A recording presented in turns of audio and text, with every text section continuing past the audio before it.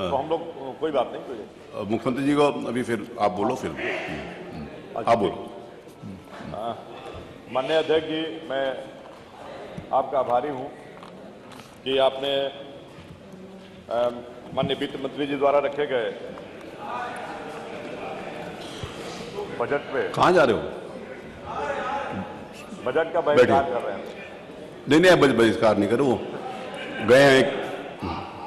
Please बोलिए, आप बोलिए, जो जिसको करना करे आप बोलिए। क्योंकि मैं माननीय वित्त मंत्री जी के बजट भाषण में की आलोचना के साथ उसमें कुछ अपना सुझाव भी रखना चाहता हूं। आज समय नहीं है।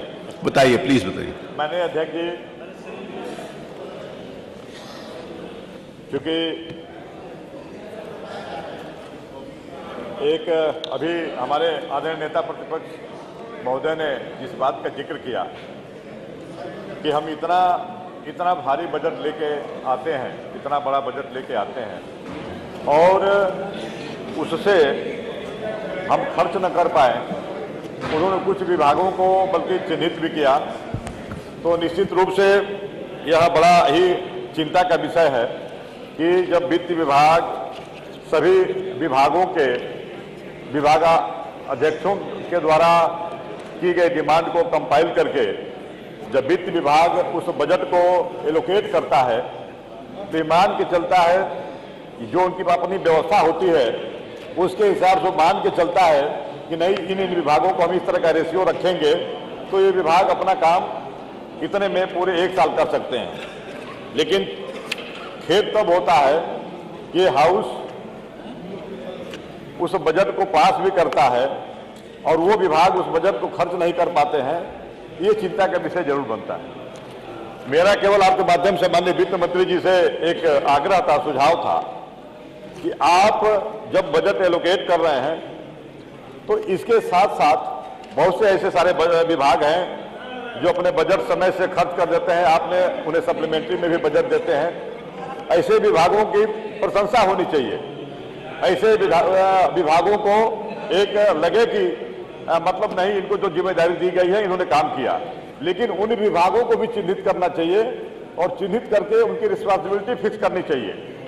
जो सरकार द्वारा दिए गए बजट को 1 साल में समय से खर्च नहीं कर पाती है, मुझे लगता है कि उसके लिए वित्त मंत्री जी को एक सेल बनानी चाहिए और माननीय वित्त मंत्री जी एक सेल बना करके उन विभागों को दिए गए बजट की मॉनिटरिंग करें। और देखिए, वो मॉनिटरिंग हम साल के अंत में, अगर मान लीजिए हम इधर विपक्ष के लोग, नेता प्रतिपक्ष, अगर उन विभागों का अगर गिनती गिनाते हैं कि इनमें इतना खर्च हुआ, तो इसका कोई सोल्यूशन नहीं है। ये वित्त मंत्री जी की रिस्पॉन्सिबिलिटी है कि हर महीने उस अपने एलोकेट किए गए बजट की मॉनिटरिंग सेल बनाएं और देखें कि कौन विभाग किस रेशियो में पीछे जा रहा है और उसकी जवाबदेही तय करें। ठीक। इसके लिए मुझे लगता है कि तब जाके सरकार जो सोच लेकर के बजट लाती है, उस सोच को जब धरातल पर लगेगा तब जाकर के उसका खर्च हो पाएगा। ठीक है, धन्यवाद। माननीय अध्यक्ष जी, बस 1 मिनट और मेरा एक आग्रह है, क्योंकि इतना भारी बजट है, तो एक तो हमारे यहाँ जैसे 2 चीजें थी। एक, हम लोग पूर्वांचल विकास निधि जिस रेशियो में बजट बढ़ता है, उस पूर्वांचल विकास निधि और बुंदेलखंड विकास निधि, उस रेशियो में इन 2 मदों में वृद्धि नहीं होती है। मुझे लगता है कि वित्त मंत्री जी अगर कहीं से बचत हो तो इनमें अगर कुछ वृद्धि करें तो इन 2 क्षेत्रों का कायाकल्प हो सकता है।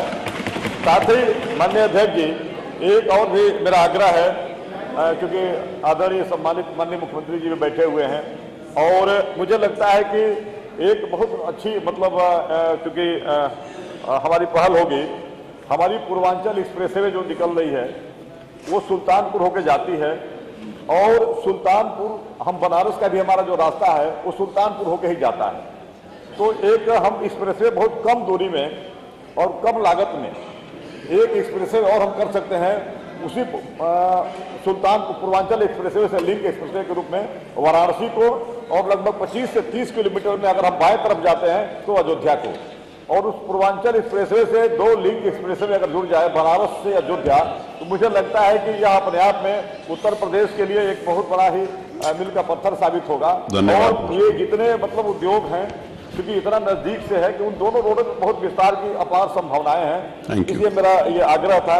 दूसरा, माननीय अध्यक्ष जी, क्योंकि धन्यवाद। मैं समझ अभी सकता हूँ माननीय मुख्यमंत्री जी को, हाँ, मैं समझ सकता हूँ माननीय मुख्यमंत्री जी को, चूंकि पहले से तय था 3:30 बजे बोलने का, और शायद कहीं बाहर आउट ऑफ स्टेशन जाने का प्रोग्राम है।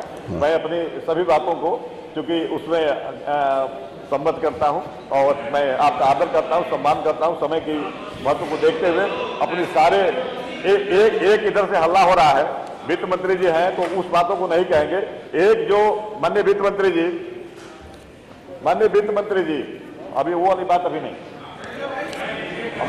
माननीय वित्त मंत्री जी, ये चूंकि 400 हम लोग 3 माननीय विधायक लोगों को, जो पिछली बार आग्रह पे नेता सदन माननीय मुख्यमंत्री जी ने विधायक निधि जो आपने बढ़ा दिया, कई बार हम राजा भैया इस बात को बैठकों में हम लोग मतलब आभार भी व्यक्त किए, सराहना भी की, और इस सभी विधायकों के सम्मान के लिए रहा कि कभी कभी कोई आता है तो विधायक को कम से कम रहता है गले नाली खरीदारी के, उसमें जो हमारा 18% हम 5 करोड़ रुपए का प्रस्ताव नहीं कर सकते हैं, हम उसमें लगभग 4 करोड़ 10 लाख रुपए का प्रस्ताव करते हैं। तो एग्जम्पशन हम बहुत सारे ऐसे मदों में दे रहे हैं, तो बड़ी कृपा होगी। चलिए, वो पहले बात आ चुकी, क्योंकि देने वाले दाता भी हैं, और क्योंकि हम सबके तरफ से था कि इसमें जीएसटी का अगर एग्जम्पशन हो जाता तो यही तोहफा जो है सभी हमारे रघुराज प्रताप सिंह राजा भैया। बाकी अगली बात अगले सत्र में हम लोग बात करने के बहुत बहुत धन्यवाद। रघुराज प्रताप सिंह। माननीय अध्यक्ष जी, बजट पे बोलने का आपने